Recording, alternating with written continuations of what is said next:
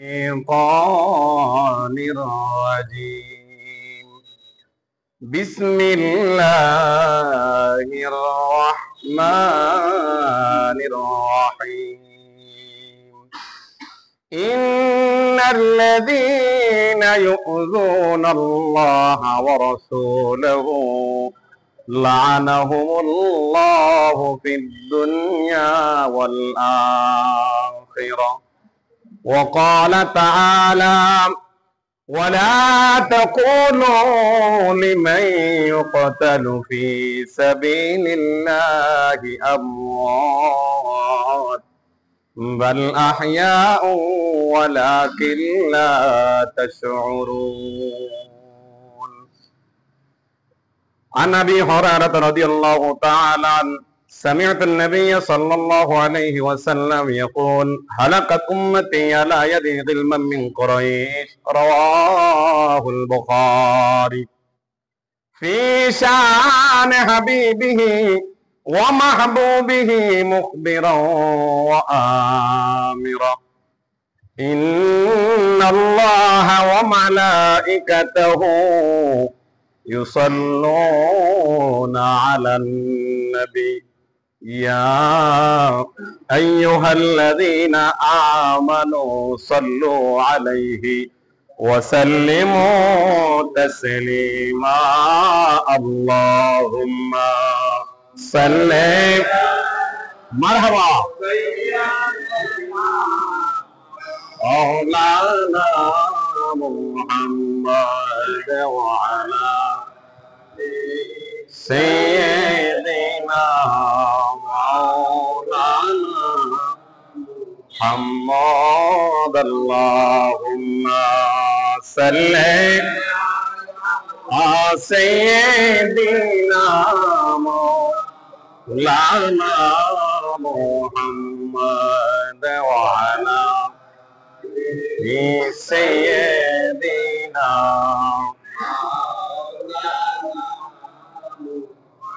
নূর নবীজি নূরের ফরজ রাখেন আল্লাহ যার চোখে এক নজরে বিশ্ব ভুবন দেখান তাহার দুই চোখে আল্লাহুম্মা সাল্লি আলা সাইয়্যিদিনা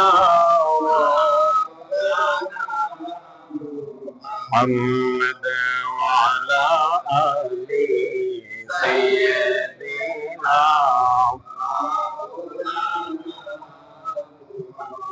जुमार घर के काबा बनैया देहेर घर के मदीना जय नामाजे बसे बसे দেখব সোনার মদিনা আল্লাহুম্মা সাল্লি আলা মাওলানা মুহাম্মদ ওয়া আলা সাইয়্যিদিনা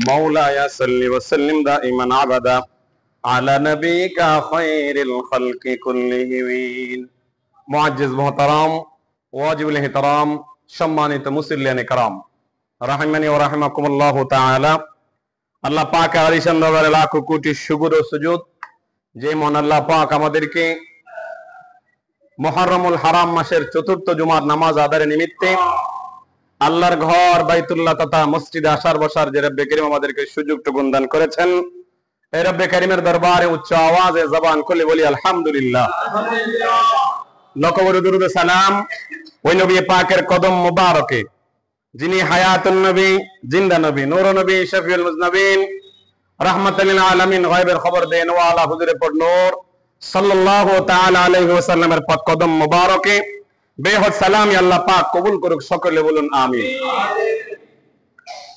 তারই সাথে সাথে মাগফিরাত কামনা করছি অদ্যবধি আমাদের থেকে বিদায় নিয়ে যারা আলমে বরসক তথা কবরবাসী হয়ে আছেন, কারো মা বাবা ভাই বোন আত্মীয় স্বজন এলাকাবাসী গ্রামবাসী মহল্লাবাসী স্ত্রী পুত্র সহ যারা যেখানে আমাদের থেকে বিদায় নিয়ে আলমে বরসক কবরবাসী হয়ে আছেন, আল্লাহ রাব্বুল আলামিন যেন এই মুহররমুল হারাম মাসের সাদকায় তাদের কবর আযাব মাফ করে কবরগুলোকে জান্নাতের আলা মুকাম দান করে। সকলে বলুন আমিন। মুআজ্জিজ হাজিরিন, আমরা দীর্ঘ ধারাবাহিক আলোচনায় রয়েছি। ইনশাআল্লাহ আজিজ, আমরা গত জুমাতে আহলে বাইত সাল্লাল্লাহু তাআলা আলাইহি ওয়াসাল্লামের মর্যাদা এবং ফাজাইল সম্পর্কে আলোচনা করেছি। আজকে আমরা শেষ পর্বের মধ্যে এসেছি ইনশাআল্লাহ আজিজ। আমি কোরআনুল কারীমের 33 নম্বর সূরা সূরা আহজাবের 57 নম্বর আয়াতে কারিমা আপনাদের সম্মুখে তেলাওয়াত করেছিলাম। আল্লাহ সুবহানাহু ওয়া তাআলা ওই আয়াতের মধ্যে বলছেন, ইন্নাল্লাযীনা ইউযুনাল্লাহা ওয়া রাসূলাহু লা'নাহুমুল্লাহু ফিদ দুনিয়া ওয়াল আখিরাহ। যার সার অর্থ হচ্ছে, নিশ্চয়ই যারা আল্লাহ এবং তার হাবিব সাল্লাল্লাহু আলাইহি ওয়াসাল্লামকে কষ্ট দেবেন, যারা আল্লাহ এবং রাসূলকে কষ্ট দেবেন, লা'নাহুমুল্লাহু ফিদ দুনিয়া, তাদেরকে আল্লাহ বলতেছেন তাদের উপরে লানত দুনিয়াতে এবং আখিরাতে তাদের জন্য অত্যন্ত কষ্টদায়ক শাস্তি আল্লাহ নিহিত করে রেখেছেন। জোরে কোন সুবহানাল্লাহ। এই আয়াতে কারিমার কয়েকটি তাফসীর আমি দেখেছি।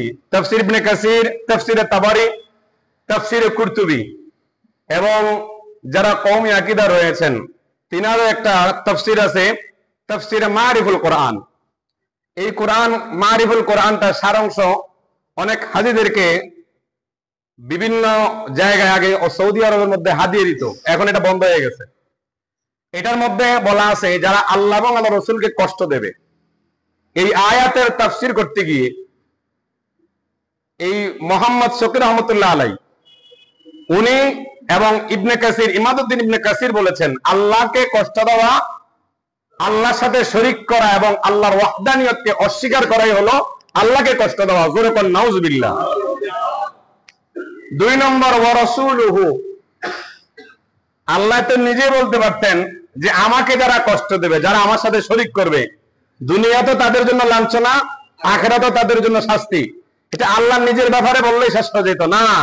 আল্লাহ জানেন যে আমার উম্মতের মধ্যে কিছু উম্মত আসবে, নবীজিকে কটূক্তি করবে, নবীজির আহলে বাইতের শানে বেয়াদবি করবে, তাদেরকে কষ্ট দেবে। কথা বলেন ঠিক কিনা?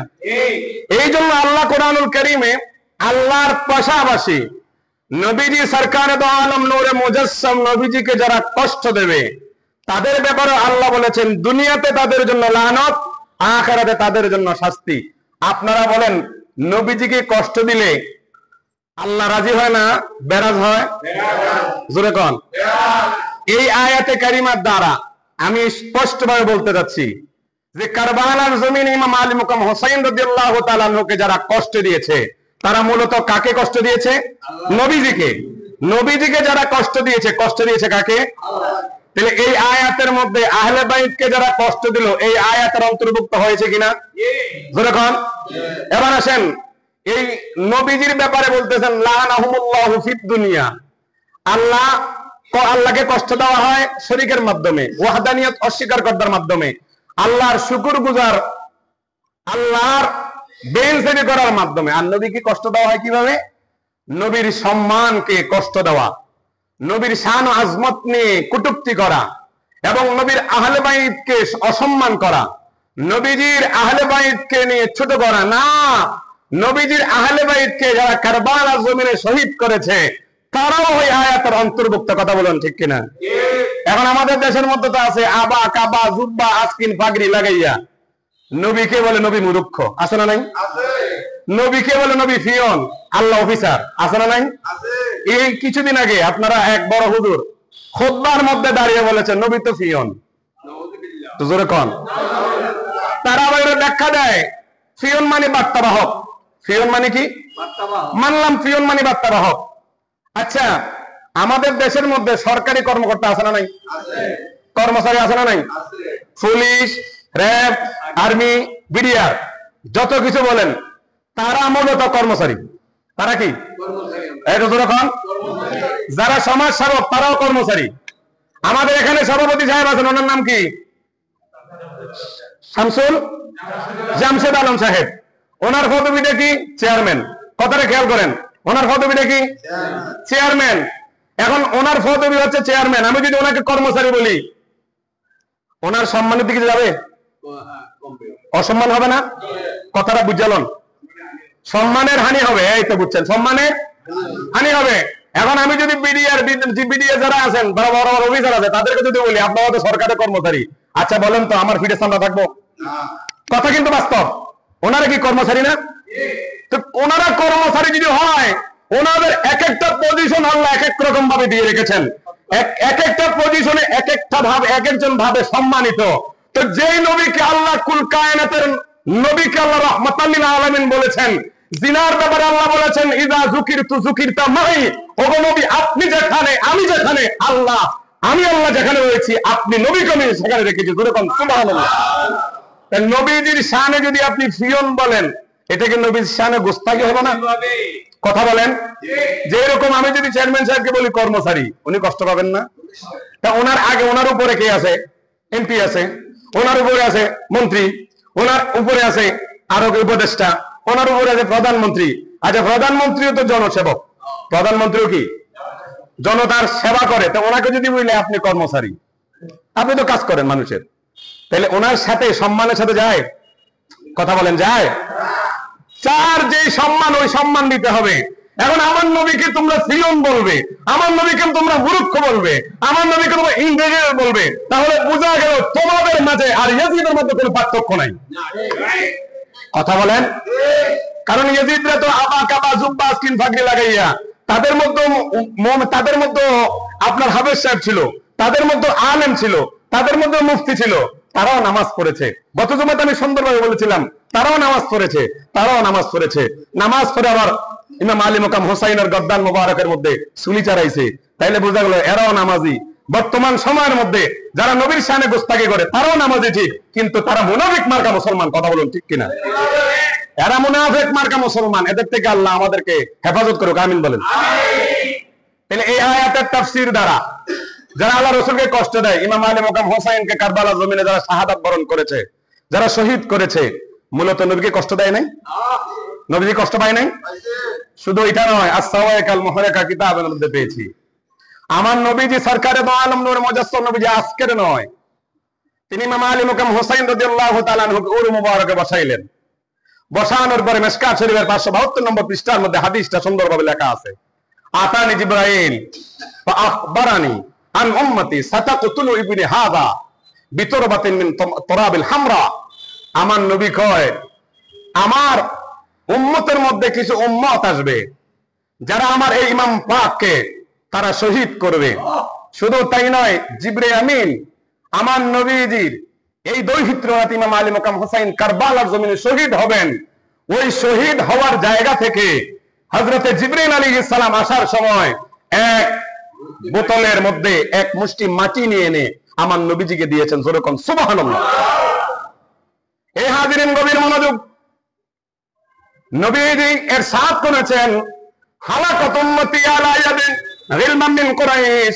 বুখারী শরীফ দ্বিতীয় খণ্ড 1046 নম্বর পৃষ্ঠায় আমার নবী কয় উম্মত, আমার উম্মতের মধ্যে কিছু উম্মত আসবে যারা হালাক হবেন, যারা ধ্বংস হবেন। কুরাইশের একটা যুবক, একজন যুবকের হাতে আমার উম্মত কিছু ধ্বংস হবে। এখন এটা কাকে বলেছেন? আসুন আল বিদায়া ওয়ান নিহায়া কিতাবের 8 নম্বর খণ্ড 219 নম্বর পৃষ্ঠার মধ্যে আমার নবীর একটা হাদিস আছে, যেটা সাওয়াইকে মুহরাকা কিতাবের মধ্যে ইমাম হাইসমি রাহমাতুল্লাহ আলাইহি তিনি লিখেছেন তিনার কিতাব 219 নম্বর পৃষ্ঠার মধ্যে তিনিও এ ব্যাপারে আলোচনা করেছেন। লা ইয়াজালু আমরু উম্মতি কায়মান বিল কিসত।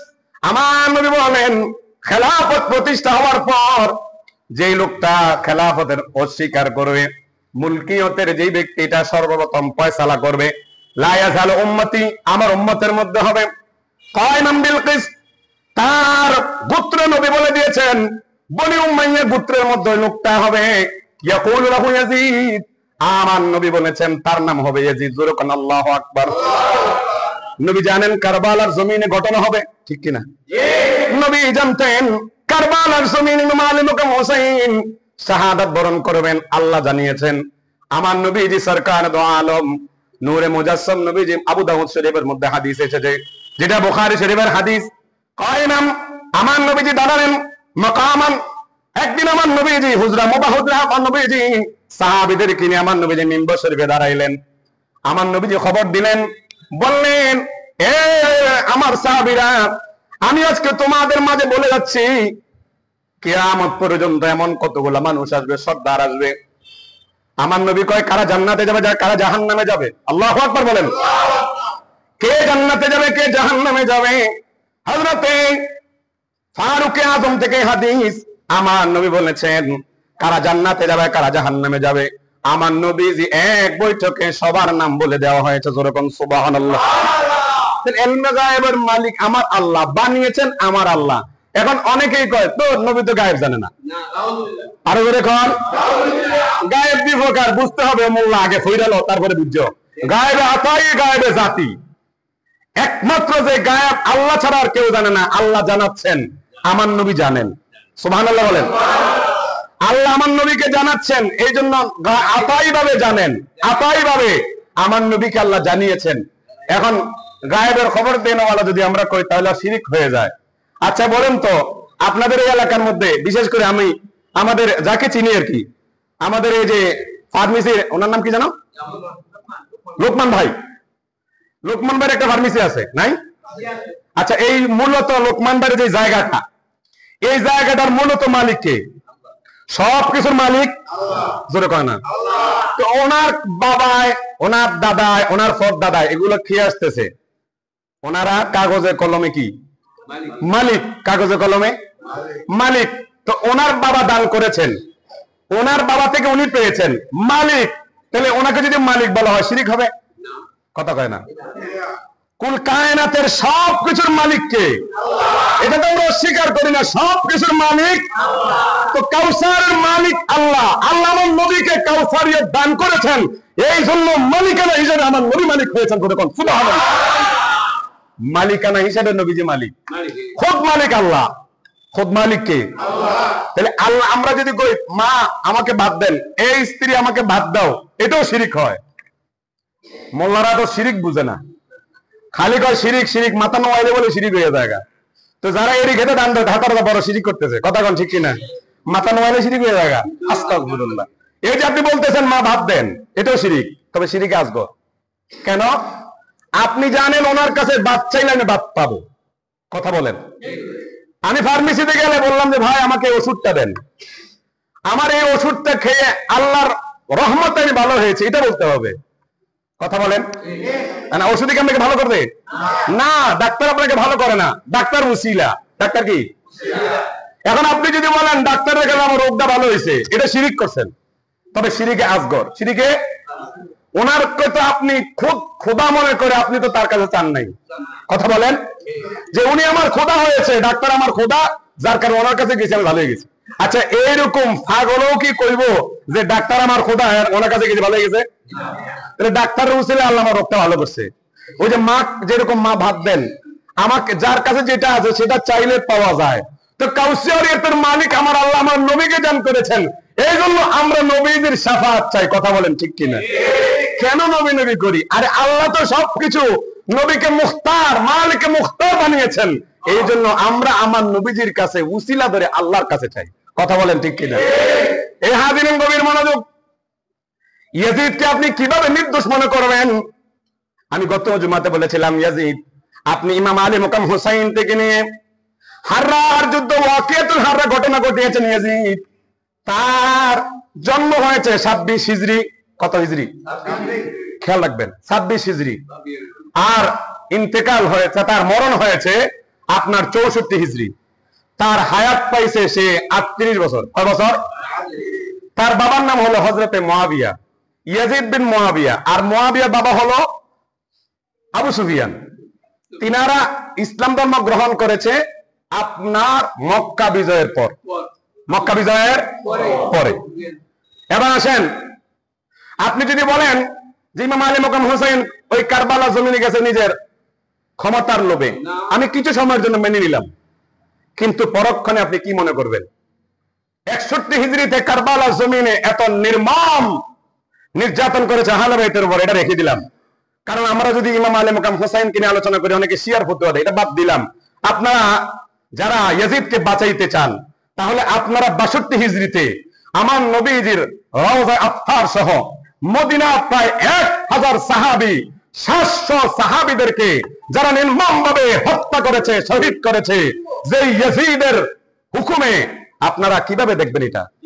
ওয়াকিতুল হাররা। শুধু এটা নয়, 63 হিজরিতে মক্কাতুল মুকাররমায় কাবা শরীফের মধ্যে মিনজানিক তথা বড় পাথরের মধ্যে আপনার সুন্দর কাপড় লাগাইয়া, ওই কাপড়ের মধ্যে আপনার কেরোসিন জাতীয় এই জাতীয় কিছু লাগাইয়া আগুন নিক্ষেপ করেছে। কাবা শরীফের যে কাবার যে চত্বর আছে, ওই কাবার দেওয়াল ভেঙে ফেলেছে ইয়াজিদের পেতাত্তা, ইয়াজিদের হুকুমে।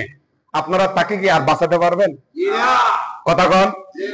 এবার একটা কথা বলি আপনাদেরকে, সুন্দর, আপনারা সবাই শিক্ষিত মানুষ। এই গাজীপুর বাজারের মধ্যে আমাদের চেয়ারম্যান সাহেবের হুকুমে, উনি রয়েছে ধরেন কুমিল্লা শহরে, উনি গাজীপুরে একজনকে বললো তাকে মার্ডার করে ফেলো। তখন ধরেন আমাদের মিটু ভাই মার্ডার করে ফেলেছে। আচ্ছা বলেন তো, যাই হোক, মিটু ভাই আমি চিনি দিকে বললাম, আমাদের কিনা কালাম ভাই বলি, যাই হোক, অর্থাৎ একটা ঘটনা ওনার হুকুমে হয়েছে। আচ্ছা দোষটা কি শুধু মিটু ভাইয়ের হবে, না যিনি হুকুম দিয়েছেন? তাহলে হুকুমদাতার আগে কিনা শাস্তি হওয়া উচিত। কথা বলেন। তো সিরিয়ার মধ্যে থেকে ইয়াজিদ সর্বপ্রথম হুকুম দিয়েছে যে ইমাম আলী মুকাম হোসাইনকে হয়তো গ্রেফতার নয়তো কি বায়াত। আপনার মনে নাই? হয়তো গ্রেফতার নাইলে কি বায়াত, যুদ্ধ করা নিল বায়াত। উনি বলছেন না, এটা ওবায়দুল্লাহ ইবনে জিয়াদের কারসাজি হয়েছে, আপনারা বাঁচাইতে চান। ইয়াজিদ 5 ওয়াক্ত নামাজ পড়তো, ইয়াজিদ 100 রাকাত কিনা নফল নামাজ পড়তো, এগুলো আপনাদের বানানো। এবার আসেন আপনারা, আমি মানলাম ইয়াজিদের কারবালার জমিনে কোনো দোষ নাই, কিছুক্ষণের জন্য মেনে নিলাম, কিন্তু 62 হিজরিতে যখন মুসলিম বিন উকবার নেতৃত্বে ইয়াজিদ সিরিয়া, দামেস্ক, পারস্য থেকে প্রায় 10,000 সৈন্য নিয়ে মদিনাতুল মুনাওয়ারাতে আক্রমণ করেছে, না তাদের প্রত্যেকের ঘোড়াকে নবীজির মসজিদে নববীর মধ্যে বাঁধা হয়েছে। নাউজুবিল্লাহ। শুধু তাই নয়, সাঈদ ইবনে মুসাইয়িব রাদিয়াল্লাহু তাআলা আনহু, যিনি তাবী ছিলেন, তিনি বলতেছেন এই 3 দিন মুসলিম বিন উকবা এলান করেছে, আজকে তোমাদের জন্য, ইয়াজিদ বাহিনীর জন্য এই মদিনা শরীফ 3 দিনের জন্য তোমাদেরকে হালাল করে দেওয়া হলো। এই কথা শুনে তারা প্রায় হাজার হাজার মা বোনদেরকে দূষিত করেছে। নাউজুবিল্লাহ। কিভাবে আপনারা নেবেন? শুধু না, মসজিদে নববীতে নবীজির রওজা মুবারকের পাশে ঘোড়া বেঁধেছে, ঘোড়ায় মল মূত্র ত্যাগ করেছে। সাঈদ বিন মুসাইয়িব তিনি পাগলের বেশ ধরেছেন, তিনি পাগলের বেশ ধরে নবীজির রওজা মুবারকের সামনে শুয়ে আছেন। 3 দিন ইয়াজিদ বাহিনী বিভিন্ন অত্যাচারের মাধ্যমে প্রায় 1000 সাহাবী এবং তাবিঈকে হত্যা করেছে। নাউজুবিল্লাহ। এই হাজিরিন গভীর মনোযোগ। সাঈদ ইবনে মুসাইয়িব বলেন, আমি দেখলাম তারা যখন মদিনার এমন ভাবে আক্রমণ করা আরম্ভ করলো, আমি পাগলের বেশ ধরলাম। পাগলের বেশ ধরে আমি মসজিদে নবীজির রওজা হারের পাশে হেলান দিয়ে বসে আছি। গায়ের মধ্যে আমি কিছু কাদা মাটা মাখালাম। আমাকে একজন মারতে এসেছে। মুসলিম বিন উকবা বলে, না না, তাকে মেরো না, সে তো পাগল, পাগলকে মারার দরকার নাই। আমাকে পাগল ভাবে তারা ছেড়ে দিয়েছে। কিন্তু 3 দিন মসজিদে নববীর মধ্যে আজান হয় নাই। সারা মদিনা শহরের মধ্যে 10,000 সৈন্য দ্বারা ইয়াজিদ বাহিনী এমন ভাবে লুণ্ঠন আরম্ভ করলো, তারা এমন ভাবে অত্যাচার আরম্ভ করলো, একজন মানুষও নামাজ পড়ার মতো অবস্থা হয় নাই। কিন্তু আমি যখন নামাজের সময় হতাম, আমার কানটা আমার নবীজির রওজা মুবারকের পাশে লাগিয়ে দিতাম। খোদার কসম দিয়ে বলি, সাঈদ ইবনে মুসাইয়িব রাদিয়াল্লাহু তাআলা আনহু বলেন, আমি যখনই নামাজের সময় হতো, আমি মসজিদে নববীর মধ্যে ওই আমার নবীজির রওজা হারে শুয়ে থাকতাম। আমি আমার কানে শুনতাম রওজা মুবারক থেকে আজানের আওয়াজ আসতেছে, ইয়া রাসূলুল্লাহ, ইয়া হাবিবাল্লাহ, ইয়া রাসূলুল্লাহ, ইয়া হাবিবাল্লাহ, ইয়া রাসূলুল্লাহ। এই হাজিরিন গভীর মনোযোগ। সাঈদ ইবনে মুসাইয়িব বলে, খোদার কসম দিয়ে বলি, আমি পাগল বেশ ধরেছি। কিন্তু আমি দেখলাম নবীজির রওজা মুবারক থেকে যখন আযানের সময় আযানের আওয়াজ আসতো, মুজিজাতুর রাসূল কিতাবের মধ্যে পেয়েছি, ইমাম মুসাইয়িব বলে মুসলিম বিন উকবা একটা ছোট বাচ্চাকে নিয়ে আসলেন। বাচ্চার বয়স 15 থেকে 20 বছর হবে। ওই বাচ্চাটা নওজওয়ান, তার মাত্র একটা মা আছে, আর কেউ নাই দুনিয়ার মধ্যে, তার কেউ নাই। মসজিদে নববীর সামনে তাকে জবে করা হয়েছে। জোরে কোন নাউজুবিল্লাহ। জবে করার পর তামা হাউ মাউ করেছে বলে আস-সাওয়াইকা মুহরেকা কিতাবটা খুলে দেখেন, ইমাম ইবনে কাসির রাহমাতুল্লাহ আলাইহি আল বিদায়া ওয়ান নিহায়া কিতাবের মধ্যে লিখেছেন, হযরতে সাইদ ইবনে মুসাইয়িব বলেন, আমি তো পাগল বেঁচেছিলাম, এই জন্য আমি প্রত্যক্ষভাবে দেখেছি। কারবালার মধ্যে যা ঘটনা হয়েছে সেটা দেখি নাই, কিন্তু মসজিদে নববীর মধ্যে এত অত্যাচার হয়েছে আমি নিজ চোখে দেখলাম। একটা সন্তানকে যখন মার সামনে জবে করে দেওয়া হয়েছে, মা আসমানের দিকে তাকিয়ে বলে, আল্লাহ ওগো মাবুদ, আমার এই সন্তান ছাড়া আর কেউ নাই। এই মুহূর্তে আমার মার সামনে আমার সন্তানটাকে কতল করা হয়েছে। আল্লাহ গো, যার হাতে আমার এই সন্তানটা শহীদ হয়েছে, আল্লাহ তাকে তুমি মৃত্যু দিয়ে দাও, আর মৃত্যুর পরে তার পুরো শরীরটা আমি আগুনে জ্বালাইয়া ফেলবো। যখন আল্লাহু আকবার। মুসলিম বিন উকবার বয়স তখন 80 বছর। লম্বা ঘটনা, ইতিহাস অনেক। এখন এই জায়গার মধ্যে ওই মহিলা যখন দোয়া করেছে, দোয়া কবুল হয়ে গেছে। আল্লাহ রাব্বুল আলামিন তাকে কিভাবে মারিয়েছেন জানেন? পাথরের মধ্যে আঘাত খেয়ে তার গোড়াটা উল্টে গেছে। এখন গোড়ার রশিটা যেটা ধরে আছে এটা তার গলার মধ্যে ফেসে গেছে। গলার মধ্যে ফেসে যাওয়ার পরে ওই যে গোড়া দৌড়তেছে, সে এটা পিছন থেকে মারা গেছে। এখন তাকে যখন দাফন করা হয়েছে, ওই মা বলছে, আল্লাহ আমি তো তাকে জ্বালাই ফেলতে চাই। তখন ওই কিতাবের মধ্যে পেয়েছি, তার কবরটা যখন খোঁড়া হয়েছে, দেখছে দুই দিক দিয়ে দুইটা সাপ তাকে দংশন করতেছে। যখন আল্লাহু আকবার। শুধু তাই নয়, মক্কা নগরীতে হযরতে আব্দুল্লাহ ইবনে জুবাইর ছিলেন। হযরতে আব্দুল্লাহ ইবনে জুবাইরকে অবরুদ্ধ করে রেখেছে প্রায় 3000 হুসাইন বিন নোমারের নেতৃত্বে যখন মক্কা শরীফের মধ্যে অবরোধ করেছে। আব্দুল্লাহ ইবনে জুবাইর মক্কা শরীফের ভিতরে ছিলেন, হারাম শরীফের ভিতরে। এখন সে কি করছে? বড় বড় পাথর, আমরা যে একটা গুলেল টানি না, কি কয় এটারে? ধনক, ধনক, যাই হোক, সে বড় এক পাথরের মধ্যে, মিনজানিক বলা হয়, আপনারা ইউটিউবে গুগলে চার্জ দেবেন, মিনজানিক। বড় বড় পাথর দিয়ে সে নিক্ষেপ করে আপনার ওই কাবা শরীফের দেওয়াল ভেঙেছে। নাউজুবিল্লাহ কইতেন না? তো যে লোকের নেতৃত্বে কাবা শরীফ হামলা হয়েছে, মদিনা শরীফ হামলা হয়েছে, কারবালা হামলা হয়েছে, ওই লোককে আপনারা নির্দোষ বলতে পারেন? আরো জোরে কোন?